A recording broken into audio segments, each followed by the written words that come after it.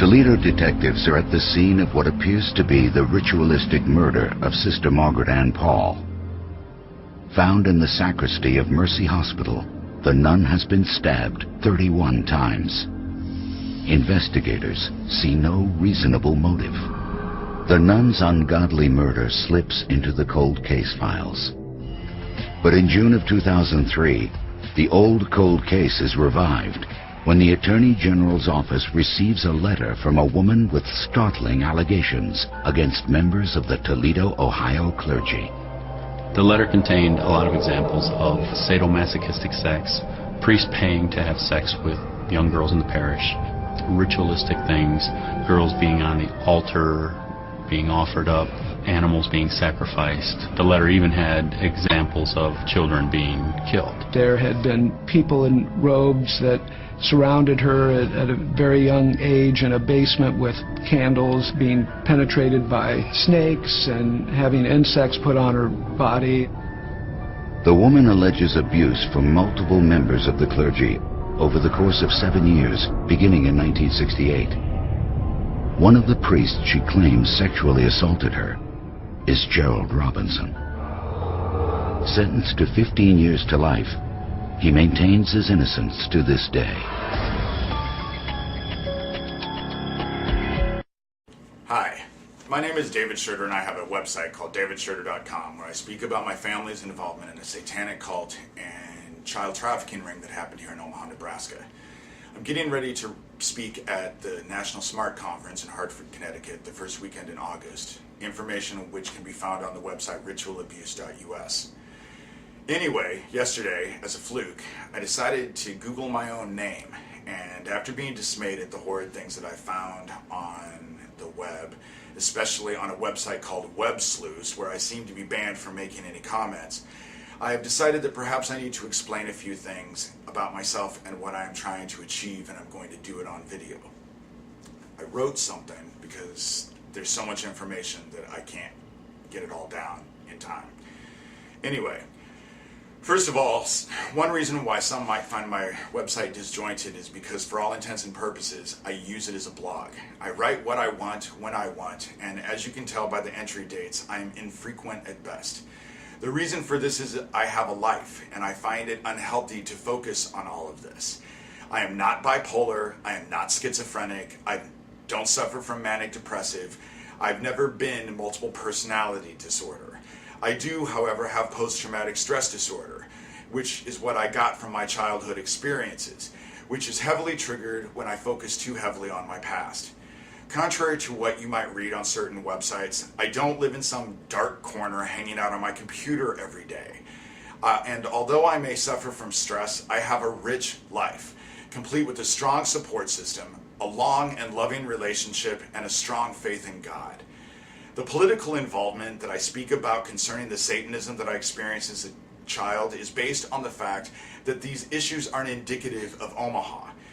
Actually, these issues have presented themselves up and down California, Seattle, parts of Michigan, and Atlanta, which tells me that it has to do with government involvement looking at the scope of complaints, especially when you consider the lockdown that this country has been under for the past decade concerning any investigation or study into such allegations. It is safe to say that many have been fearful to even broach the subject for the fear of the repercussions, which have a history of being quite severe. However, at this point we have the advantage we didn't have before, and that is history. The fact that this nation went through what was deemed as a satanic panic is an undeniable fact of our nation's history. However, I believe that there is more involved than a bunch of hysterical parents, out-of-control therapists, and misguided and misdirected children trying to take down their daycares. Based on my own personal experiences in Omaha, here are some of the reasons why.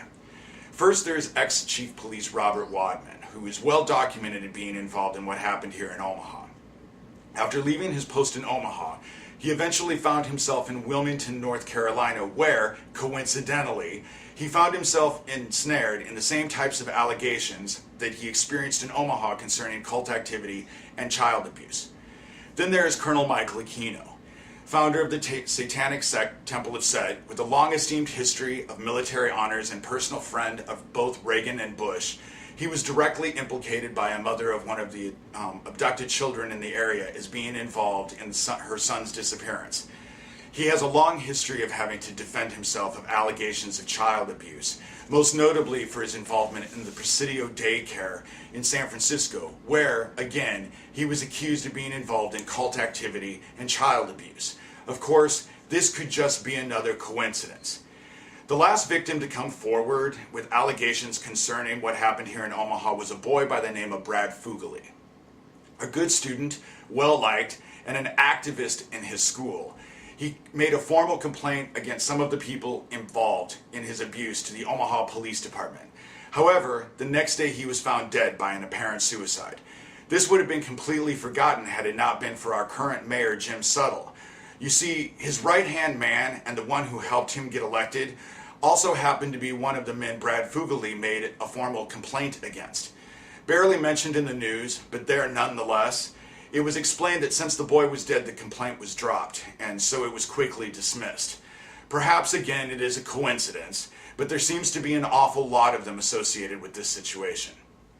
Years ago, in a walking tour through pedophile Omaha, I am unmistakably angry. But you have to understand how frustrating I found it to be that very few facts associated with what happened here in Omaha made sense. The three victims associated with the events here could tell you about rooms in the White House, events in the Bohemian Grove, and hanging out with abducted children, but they didn't seem to know anything about their own hometown. Not to mention the lawyers and politicians who were involved in investigating the events that surrounded a failed savings and loan called Franklin Credit, which most of this revolves around. Considering how small Omaha is and how much money was being made, not only on the child prostitution, but also on the drugs that Kevin Dobson was bringing in from the Contras, you're telling me that no one had any idea of what was going on here? I show how close all of this is to the police station, talking about the fact that Sam Soda, accused of being involved with the abduction of Johnny Gosch, worked right across the street as the manager of the Stage Door bar. I guess it's just a coincidence that all of this wasn't looked at. I have been criticized for not having physical proof of my family's activity, but again, you need to understand where I'm coming from. The majority of my family is now dead. My dad, my oldest sister, my brother, and those still alive who were actively involved in my abuse. Well, this is the thing. I am quite comfortable that they will never speak the truth of this. Given every opportunity to come clean, they will deny this till the very end. And as such, it will be something that they will take in their hearts with them the last minute they draw their last breath. This is very important to me. You see, crazy as it may seem, I have this powerful faith based on the things that I was exposed to as a child. And I have discovered that what I want from all of this is not justice, but retribution. A retribution that can never be realized on this side. However, I believe that we are at a time of judgment, and that those who are involved in this are about to be claimed by the same darkness they have brought in other people's lives. As such, I don't want to do anything to turn them from the path that they have chosen. I want them to be claimed. My attention has shifted to the survivors, which there are many. The USTRC no longer exists, and my group that I am working with is no longer associated with Kathleen Sullivan. We are in the process of developing a survivors project, which is why it has been delayed, and all of us are activists in our own right.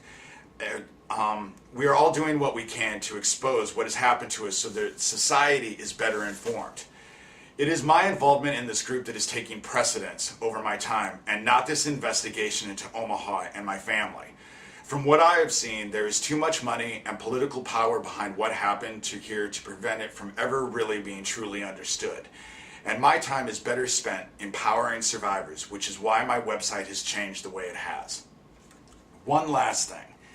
I think it's really lame that there are places slandering me out there or printing libel, and they don't have enough guts to come talk to me.